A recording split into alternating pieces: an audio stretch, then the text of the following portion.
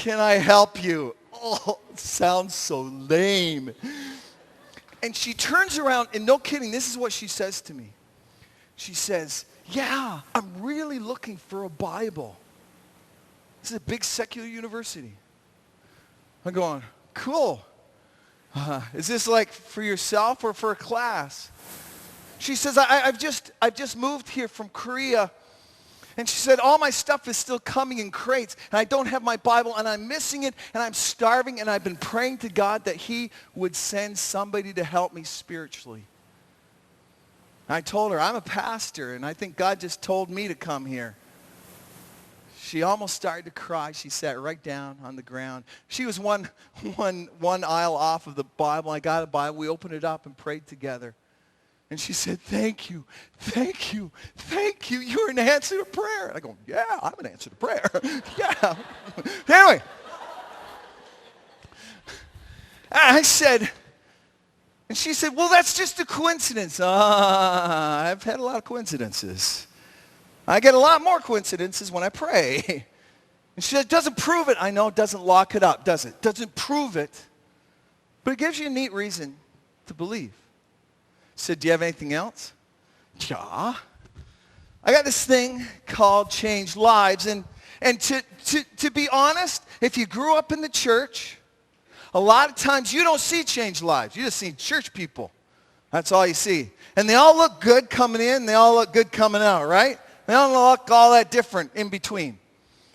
But sometimes you get a chance to see somebody's life hugely changed. When I was in Iowa, there's this woman called Lisa. She's a big woman, tattoos down her arms, big one. And she had this mouth, she'd swear like anything. How are you? Beep, beep, beep. And she is a Christian. She is a Christian, which is interesting. Anyway, so I said, Lisa, tell me your story.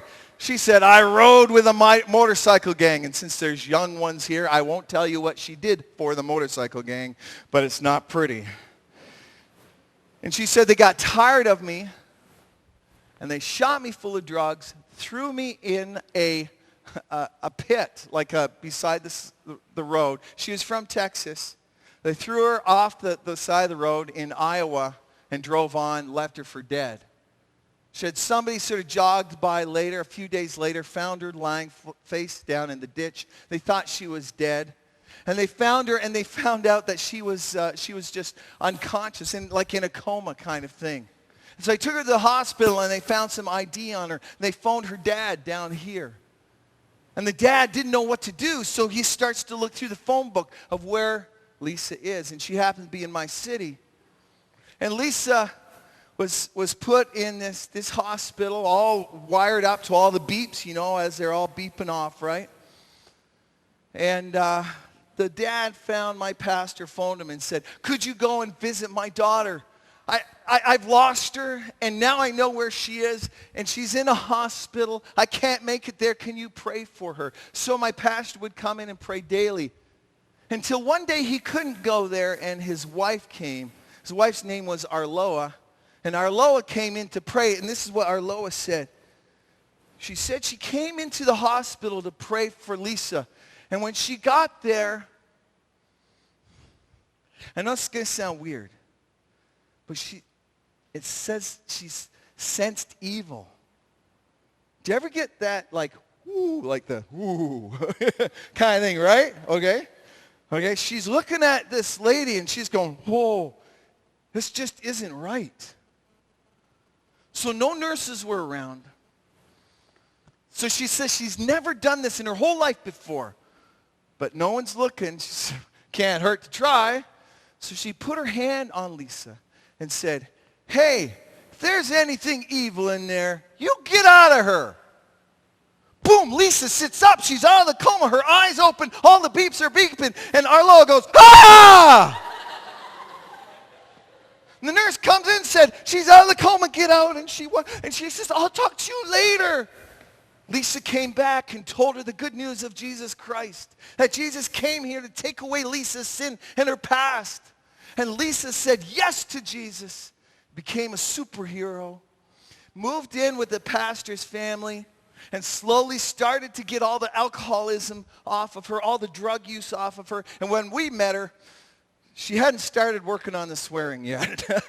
She had a lot of other stuff off.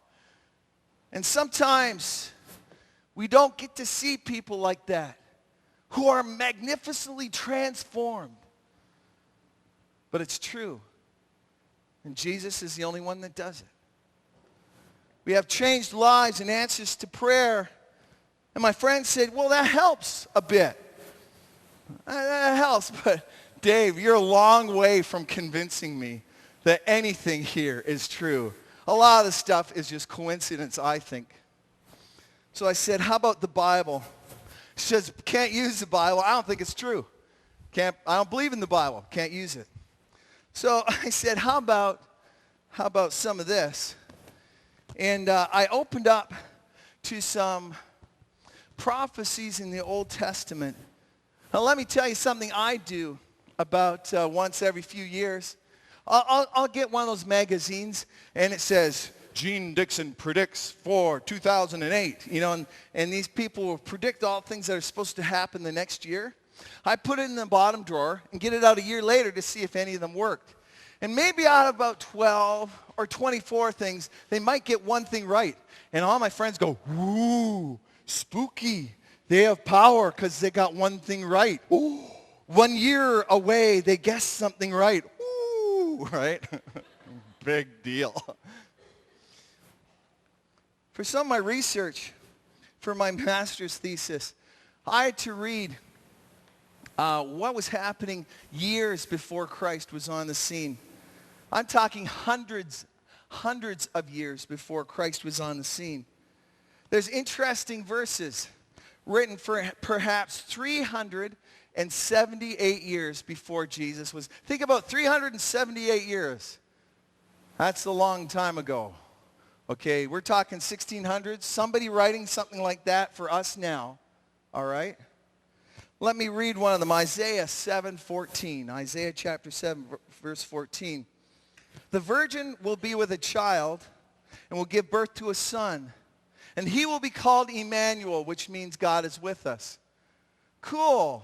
Almost 400 years before Jesus was on the scene, somebody was saying, wow, there's somebody that's going to be a virgin that has a child, and it's going to be like God with us. Could be anybody.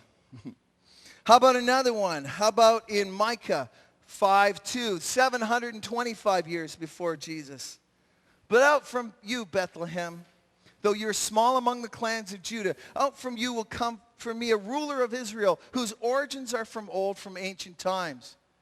725 years before Jesus was born, somebody wrote that a really cool person is going to be born in Bethlehem, who's also not just born there, but has origins. He began before he was born. Who the heck was born in Bethlehem who was there before he was born? Could be anybody, right? Could be anybody. How about Psalm 22, written 1,000 years before Jesus?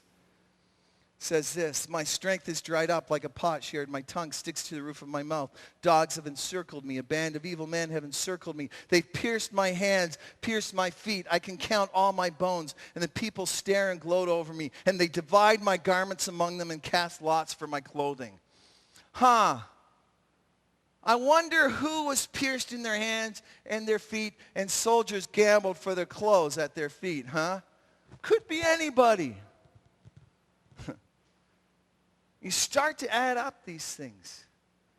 That somebody was born of a virgin in Bethlehem, was pierced in his hands and feet, and soldiers gambled over his clothes. There are over 300 of these things in the Old Testament. So I showed that to my friend. And she said, that's pretty good. That's pretty cool. It's hard to fake that one. She said, okay, I'll give you that one. That one is pretty good. I like the Bible one, she says. That's a pretty cool reason. But I don't know. It's not 100%.